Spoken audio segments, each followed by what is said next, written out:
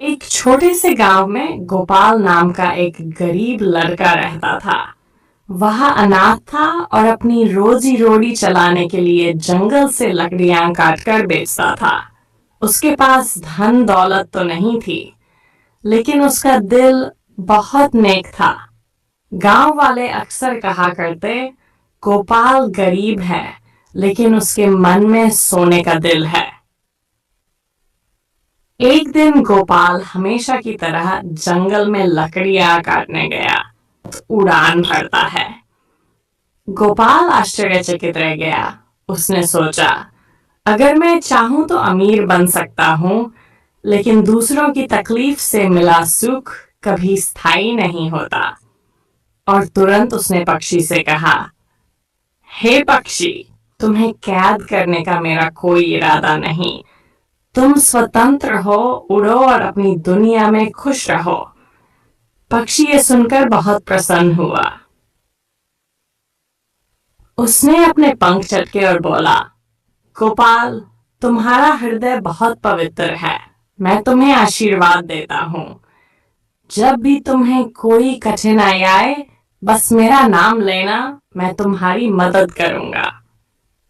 इतना कहकर पक्षी उड़ गया।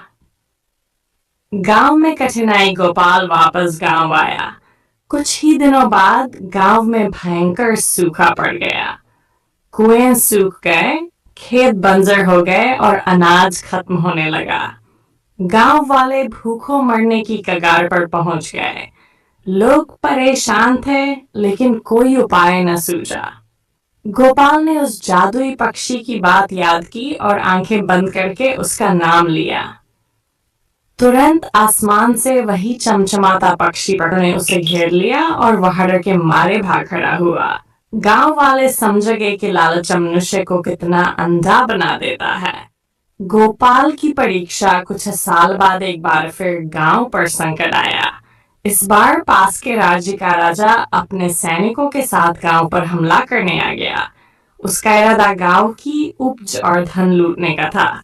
गांव वाले भयभीत होकर गोपाल के पास पहुंचे और बोले, गोपाल, केवल तुम ही हमारी रक्षा कर सकते हो।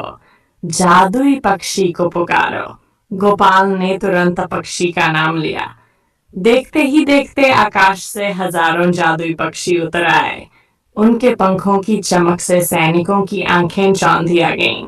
पक्षियों ने अपने पंखों से ऐसी आंधी मचाई कि दुश्मन सैनिक भयभीत होकर भाग खड़े हुए। राजा को अपनी गलती का एहसास हुआ। उसने गांव से माफी मांगी और वादा किया कि वह दोबारा कभी कष्ट नहीं देगा। सुखदंत उस दिन के बाद से गांव में सुख शांति का वातावरण फैल गया।